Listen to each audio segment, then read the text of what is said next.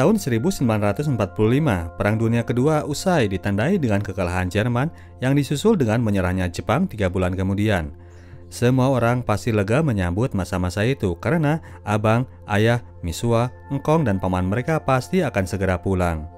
Kehidupan normal kembali berlangsung seperti juga dengan Liga Baseball Profesional Amerika yang balik lagi dengan rutinitas semula. Namun di negara itu, kehidupan normal masih dikuasai oleh kaum kulit putih.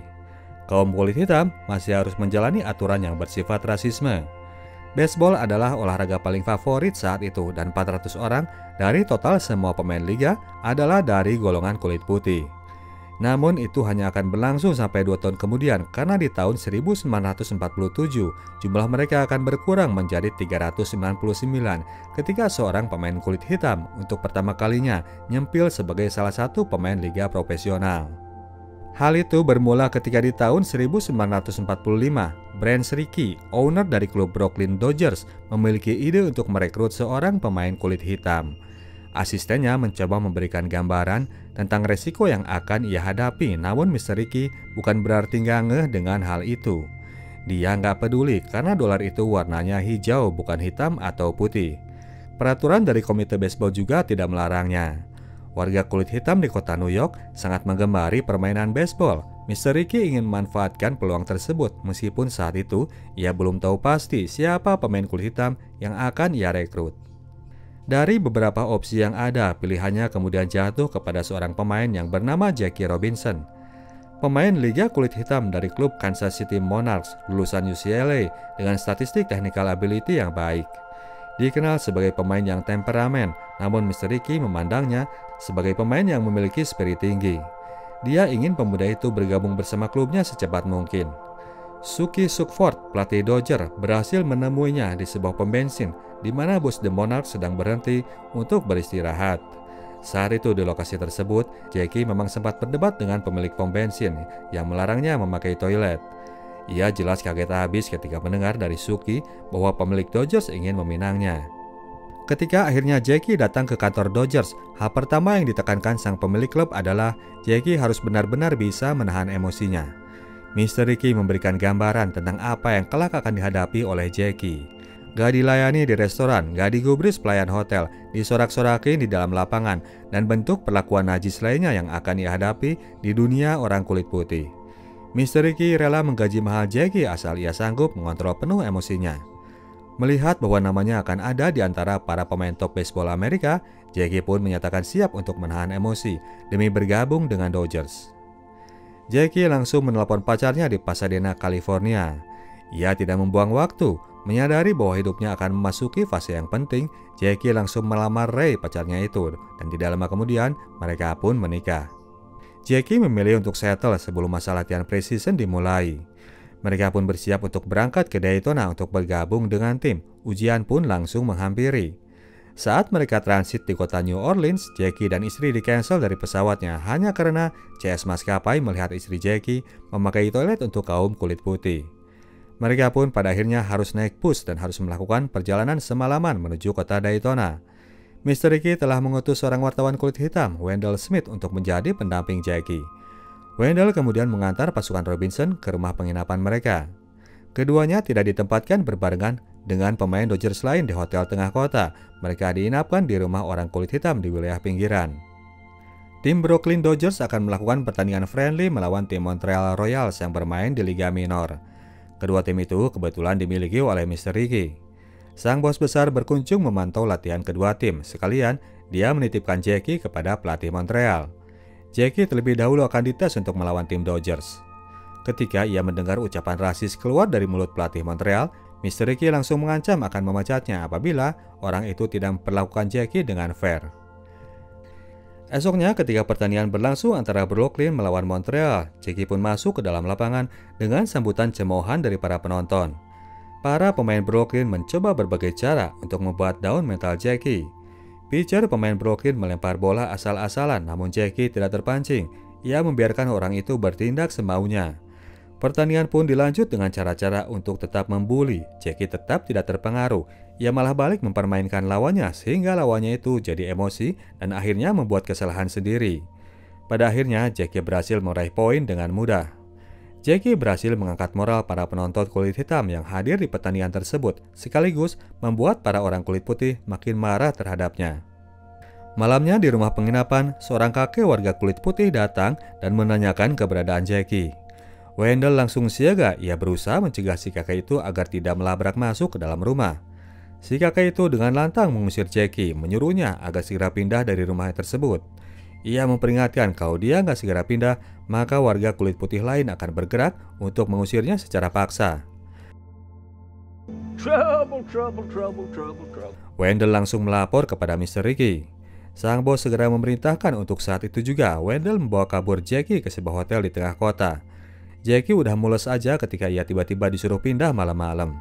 Mereka pun kemudian jalan, sebuah mobil tiba-tiba nyalip dan berhenti di depan mereka.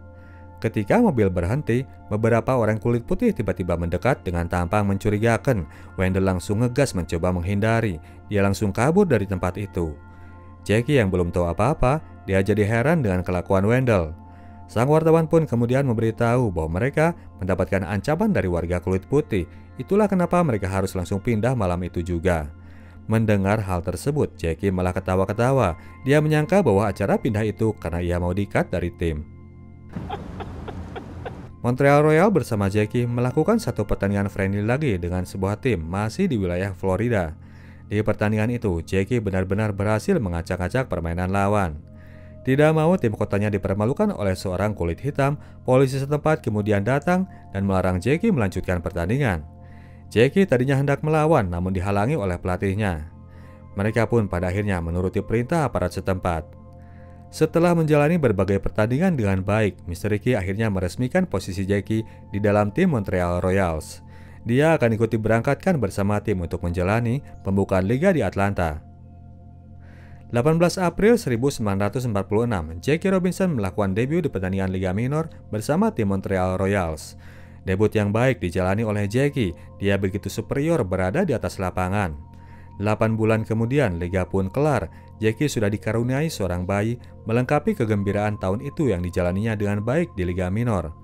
Persiapan liga musim berikutnya di depan mata, Mr. Ricky menelpon pelatih Brooklyn, Leo Duroser, untuk mengkonfirmasi sikapnya terhadap Jackie Robinson. Melihat bahwa Jackie berhasil di Liga Minor, dia ingin mempromot Jackie agar masuk ke tim Dodgers. Kebetulan Leo ini nggak peduli urusan warna kulit, Kebo pun bakal dia rekrut kalau dirasa bisa membantu timnya untuk menang. Fix sudah, Jackie pun harus terbang ke Panama untuk bergabung dalam masa preseason tim Brooklyn Dodgers.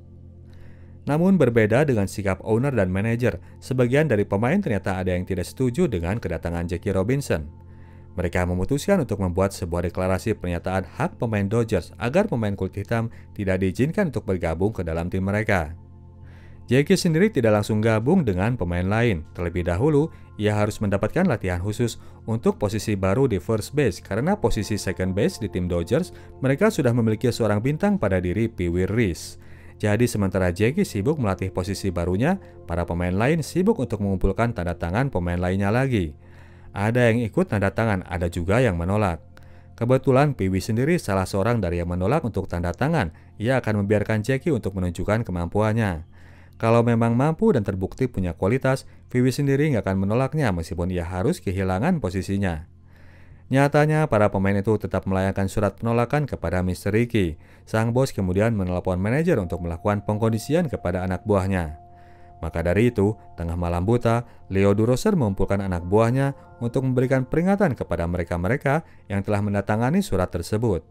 Siapa-siapa yang menolak Jackie Robinson masuk, dia memperingatkan bahwa dia nggak peduli. Mereka ia wajibkan bersiap menyambut kedatangannya.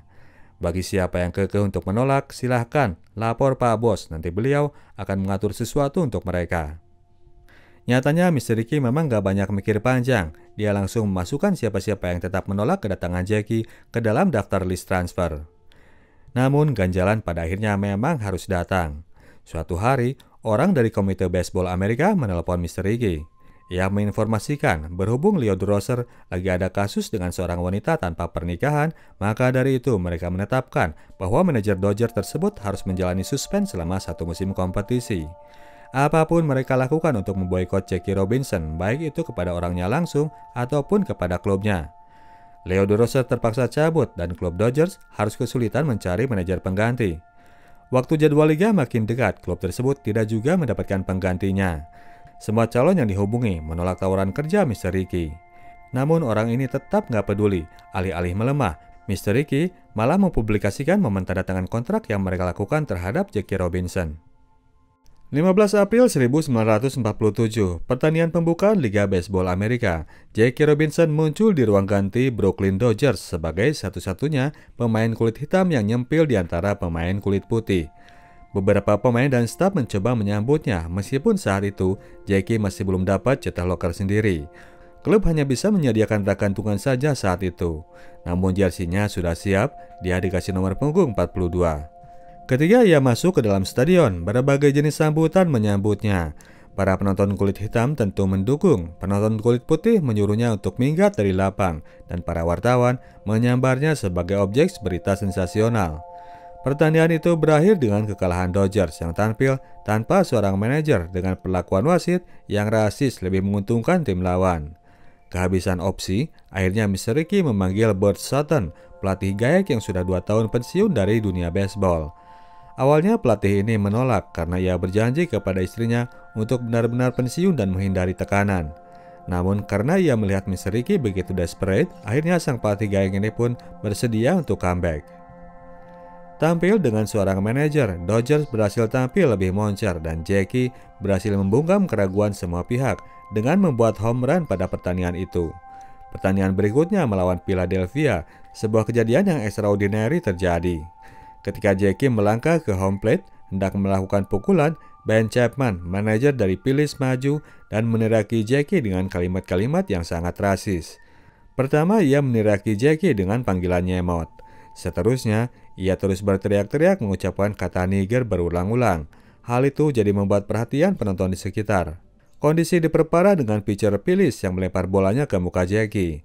Chapman tidak berhenti menghina Jackie dan lemparan kedua lagi-lagi diarahkan ke mukanya. Lemparan ketiga berhasil dipukul Jackie namun bolanya bisa langsung ditangkap oleh pemain lawan. Jackie pun gagal melaju ke second base. Pertandingan pun dilanjut, Jackie kembali mendapatkan giliran untuk memukul bola. Chapman kembali maju untuk menyerang Jackie. Kali ini yang ia ucapkan benar-benar melewati batas. Chapman mulai menghina istri Jackie dan melakukan candaan terhadap istri pemain Dodgers lain yang pengen digenjot oleh Jackie. Di sini Jackie pun mulai terganggu. Pukulannya berakhir melayang ke udara tidak menjauh ke area lapangan. Jackie kembali gagal melakukan tugasnya. Saat ia keluar lapangan, Chapman terus menghina dengan memanggilnya dengan panggilan nyemot. Kalau nggak nahan diri, Jackie mungkin sudah memukul orang itu dengan tongkat baseball. Jackie memilih masuk ke lorong stadion dan melampiaskan rasa marahnya dengan memukuli tembok. Tongkat baseball itu pun jadi koyak dibuatnya. Beberapa waktu ia mencoba mengendalikan diri, namun kali ini ia benar-benar merasa kalah. Jackie tidak kuat untuk meluapkan emosinya. Mr. Ricky kemudian datang menghampiri. Dia mencoba memberikan dorongan moral bahwa timnya sangat membutuhkan seorang Jackie, bahwa Jackie harus bisa mengalahkan musuhnya bukan dengan balik menyerang, namun menghantamnya dalam permainan. Setelah merasa tenang, Jackie pun minta diberikan lagi tongkat baseball baru.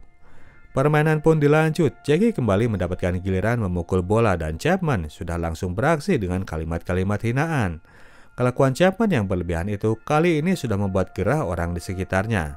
Ben Starkey, rekan satu tim Jackie, keluar dari dugout pergi menyatroni Chapman. Dia menantang pelatih Phillies itu untuk menyerang orang yang bisa ia serang, bukan orang yang lemah seperti Jackie. Terjadi perang adu mulut di antara mereka sampai akhirnya wasit menyuruh Starkey untuk balik menuju tempatnya. Mendapat pembelaan dari rekan satu tim membuat moral Jackie jadi mulai terangkat. Selanjutnya ia pun berhasil melewati tantangan dan berakhir membuat skor, tiba di fourth base dengan aman. Thanks. Usai pertandingan, Ben Chapman mendapatkan perhatian dari awak media atas perlakuannya terhadap Jackie di lapangan tadi. Namun orang itu hanya menanggapi dengan ringan. Dia menganggapnya hanya candaan saja yang tidak perlu untuk dilebih-lebihkan. Sementara itu Jackie sendiri masih berusaha untuk terus menenangkan diri. Dia berprinsip bahwa ia datang ke sana tidak untuk mencari teman, persetan dengan mereka. Mereka boleh menghinanya sebarbar mungkin. Ia tidak ingin kalah di hadapan mereka, meskipun hari itu ia benar-benar nyaris kalah. Insiden itu memang membuat sebagian orang jadi marah untuk melihatnya, termasuk itu Harold, asisten Mr. Ricky. Dia yang tadinya menentang kehadiran Jackie, kini malah balik bersimpati. Sementara itu Mr. Ricky malah merasa berutang budi kepada Chapman karena ulahnya tadi memang telah berhasil membuat publik mulai bersimpati kepada Jackie yang benar-benar seorang victim, bukan playing victim. Seorang pemain yang tadinya menentang Jackie tiba-tiba langsung meminta untuk dilepas dari transfer list. Seorang pemain lagi yang tetap menolak Jackie langsung ditransfer mula oleh Mr. Ricky ke sebuah klub kelas gurem. Beberapa waktu kemudian ketika Dodgers hendak melakukan pertandingan tandang ke markas Phillies, sebuah insiden terjadi lagi. Hari itu, bis tim Dodgers tiba di Ben Franklin Hotel, tempat biasa mereka menginap selama 10 tahun terakhir. Namun kali itu tiba-tiba, pihak hotel menolak mengakomodasi mereka. Terjadilah perdebatan yang membuat direktur hotel turun langsung untuk menegaskan penolakan. Boykot tidak berlaku hanya untuk Jackie Robinson, namun untuk tim Dodgers keseluruhan. Hal itu membuat para pemain langsung merasa jengah. Dixie Walker, seorang pemain yang rasis, menyuruh Jackie untuk meminta maaf karena akibat kehadirannya lah mereka jadi diperlakukan seperti sampah. Terjadilah kemudian keributan di antara pemain karena Jackie pastinya menolak untuk dijadikan kambing hitam, beriringan dengan keributan antara Ben Sutton dengan direktur hotel. Urusan pertanian kini bukannya utama, masalah utamanya adalah exposure yang diberikan pihak media kepada tim Phillies yang sekarang telah dicap sebagai klub paling rasis se-Amerika. Owner klub Phillies pastinya gerah dengan berita tersebut. Dia menyalahkan Ben Chapman yang menyulut gunjang-ganjing itu. Manajer Phillies itu ia tuntut agar segera mengkelirkan suasana. Maka ketika hari pertandingan itu akan dimulai, sebagai gimmick perdamaian, Ben Chapman meminta Jackie untuk foto bareng di depan para wartawan.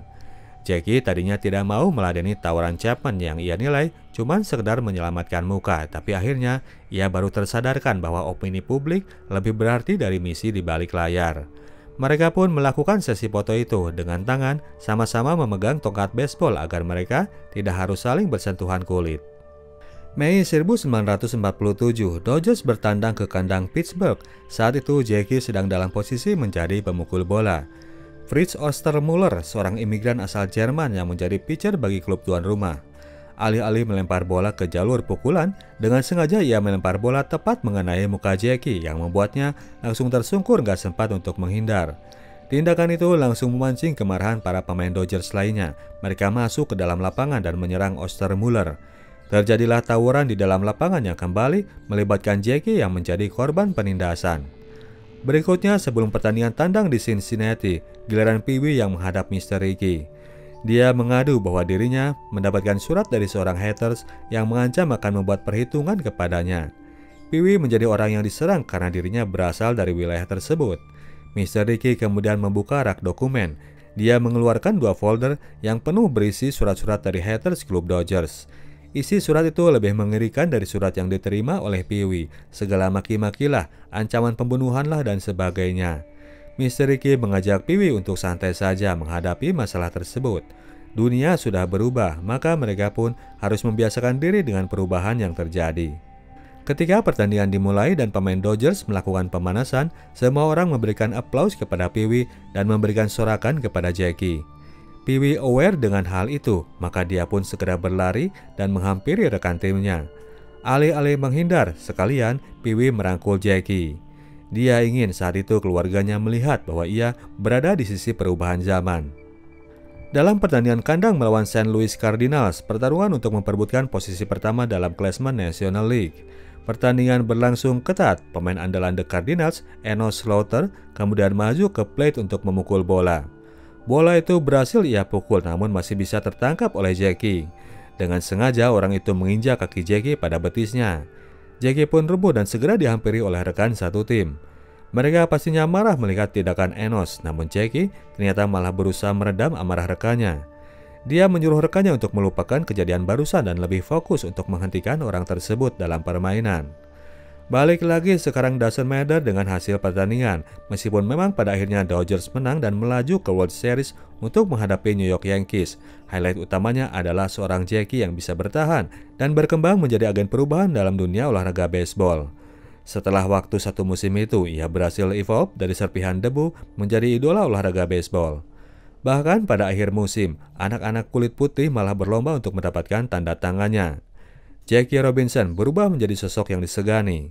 Musim pertamanya, ia terpilih menjadi Rookie of the Year. Tahun 1955, dia membawa Dodgers untuk memenangkan World Series dengan mengalahkan klub raksasa New York Yankees. Tahun 1962, dia dinobatkan sebagai bagian dari Hall of Famers dunia baseball Amerika. Sekarang tiap tahunnya pada bulan April, diwajibkan memakai kostum bernomor 42 sebagai penghargaan bagi pencapaian seorang Jackie Robinson. Nomor 42 adalah satu-satunya nomor yang dipensiunkan di dunia olahraga tersebut.